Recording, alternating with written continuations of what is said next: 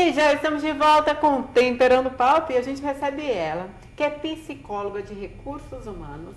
E hoje ela vai falar sobre a importância de ter a área de recursos humanos, gente, em pequenas empresas e médias empresas também. Seja muito bem-vinda, Kelly Lira, viu?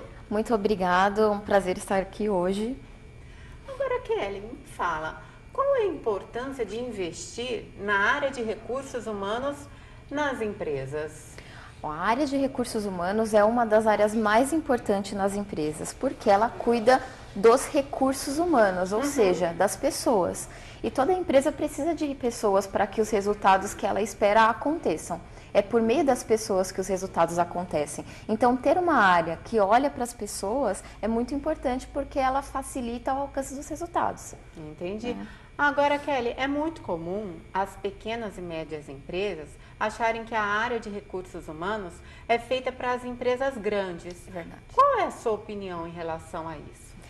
Recursos humanos todas as empresas têm, porque as empresas têm pessoas. Sim. O que falta é alguém para organizar, para olhar para as pessoas nessa empresa. Então, ter uma pessoa que cuida, que se preocupa com o bom andamento do trabalho, uma seleção de pessoal bem feita, garantir que os benefícios e que o salário ele chegue até o colaborador de uma forma adequada, é olhar para as pessoas, é já ter uma área de recursos humanos. O que acontece é que as grandes empresas, elas têm uma área de recursos humanos muito complexa, com muitos funcionários, os processos são longos e complexos, então quando o pequeno e o médio empresário olha para essa dimensão no departamento, ele logo imagina o custo que ele vai ter numa implantação como essa. Sim, que é o principal medo do pequeno e do médio empresário. E eu não tiro a razão, lógico, ele precisa ter essa preocupação com o custo, só que ele pode implantar uma área de recursos humanos utilizando recursos mais simples, processos mais simples,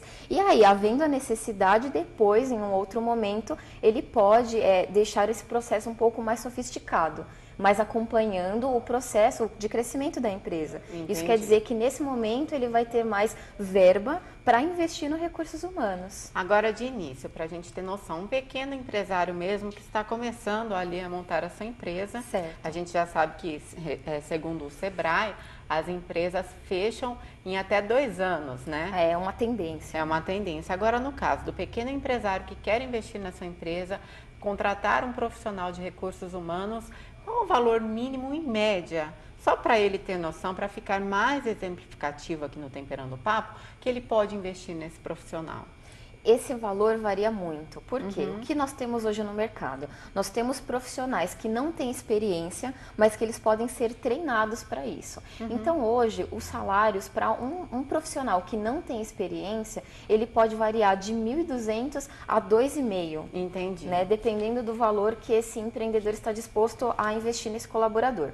Mas esse profissional, ele não precisa necessariamente ter experiência, ele pode ser contratado, existem vários cursos online, inclusive gratuitos. Olha que legal! Exatamente, é uma questão de pesquisar, Entendi. é uma questão, na verdade, de decidir se preocupar com a área. A partir do momento que o empresário decide se preocupar com a área, ele contrata o profissional, esse profissional é treinado, ele faz cursos online e ele pode também contratar consultorias. Hoje eu faço um trabalho de consultoria nesse tipo de empresa. Então eu vou até as empresas, eles podem contratar consultores por hora, eu faço a implantação dos recursos humanos e eu preparo esse profissional sem experiência para tocar esse departamento independente de uma consultoria. Isso é uma solução interessante. Olha só, interessante mesmo, né, gente? Agora, em qual momento que o empresário deve investir nesse profissional de recursos humanos? Como saber o momento certo? Olha, o momento certo é no início. Tá. Só que dificilmente todos os empreendedores e empresários que não têm esse conhecimento chegam a esta conclusão. Mas o que acontece no decorrer do caminho?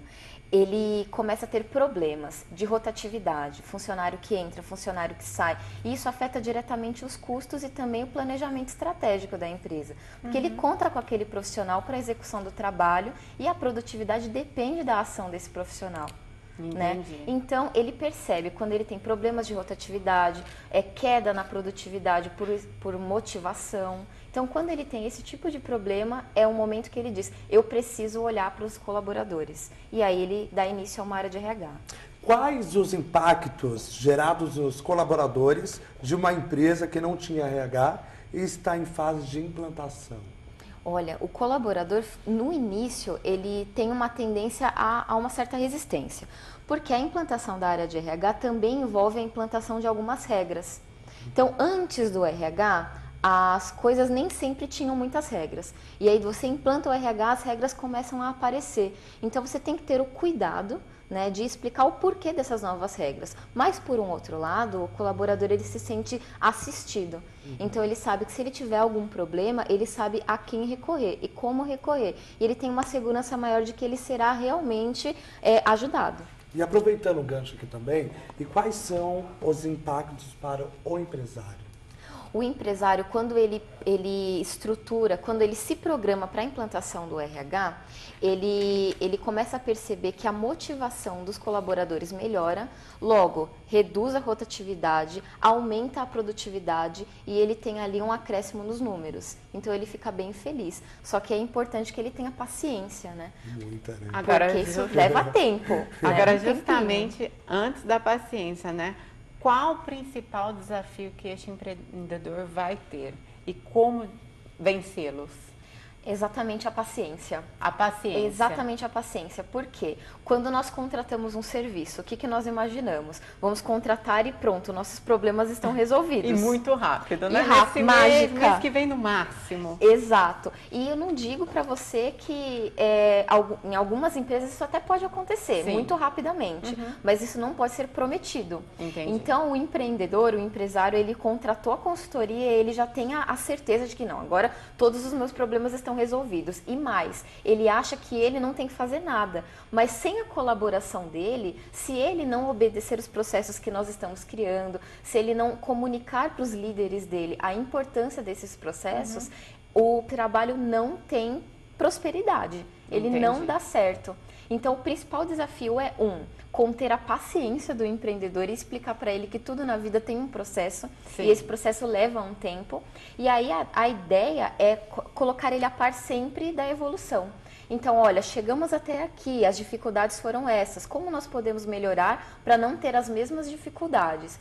Quando você comunica a ele do que está acontecendo e por que acontece desta forma, Isso ele consegue ficar mais tranquiliza. tranquilo. Exatamente. Kelly, mas quando um empreendedor contrata um trabalho de recursos humanos, é claro que vocês têm um projeto. Sim. Mas esse projeto tem um tempo, um prazo, por exemplo, 1 ano e meio, que é um longo prazo, né? Sim, para a sim. realização de um ideal. Sim, tem várias formas de trabalhar. Quando nós temos, a maioria deles pede um cronograma. Tá. E nós damos um cronograma prévio. Por quê? Porque durante o trabalho surgem novas demandas. E quando essas demandas surgem, o prudente é que elas sejam atendidas. Então não seria prudente ignorar as demandas e simplesmente dar continuidade no cronograma porque ele foi elaborado. Então, o que nós explicamos? Olha, esse é o cronograma, a previsão é de 1 ano e meio, como você citou, por exemplo, mas interferências podem acontecer no meio do caminho. E também depende da capacidade de aquisição de conteúdo, de aprendizado, da pessoa que está recebendo a consultoria. Entendi. As dificuldades que ela tem ou a facilidade que ela tem. E aí o cronograma pode ser reduzido ou até acrescido dias, né? E quais as principais solicitações feitas por esses empresários? Quando ele contrata a consultoria, a primeira coisa que ele quer saber é o custo. Tá. Depois ele precisa saber o cronograma, depois ele precisa saber o que ele precisa fazer e depois ele não quer se comprometer muito. Ah, sério? É. Mas como assim? É verdade. A maioria deles quer que a consultoria faça todo o trabalho sozinha. Mas precisa do comprometimento do empreendedor. Eu entendo eles. Na Sim. verdade, o que acontece? Eles geralmente são muito sobrecarregados de trabalho. Ah, entendi. Tá. Então, quando ele contrata uma consultoria, o que ele já lê por trás disso? O meu trabalho está sendo reduzido. Parte das minhas obrigações estão sendo O que passadas realmente para o acontece, consultor. né? De uma certa forma. Fato. Mas isso não ausenta ele totalmente da responsabilidade. Claro. É por isso. Então, as primeiras solicitações são essas. Então, é por isso que no momento que nós contratamos uma consultoria, ou que eu vou a um cliente e ele tem interesse na consultoria, eu explico para ele. Eu explico a importância dele se comprometer e participar do processo de mudança. E aí é onde a gente consegue negociar quem fica com o quê aí da sobrecarga de trabalho dele. E Kelly, qual dica que você gostaria de deixar para o empreendedor que pretende investir em um RH para a sua empresa?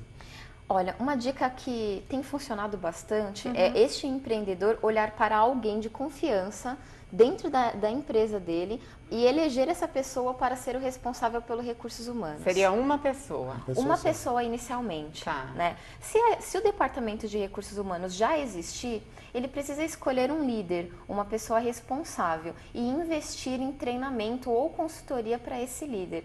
O que ele não pode fazer é exigir que essa pessoa já saiba tudo, já tenha experiência em tudo, só porque ela foi elegida para a área de recursos humanos. Então, o importante é ele reconhecer que essa pessoa precisa de uma consultoria, se de fato ela não tiver experiência, e contratar uma consultoria, porque é um recurso mais barato para ele e mais efetivo e torna ele independente. Né? Olha só, gente. Obrigado. Kelly Lira, muito obrigada pela sua participação, viu? Muito esclarecedora. E agora, para quem está assistindo Temperando Papo e quiser entrar em contato com você...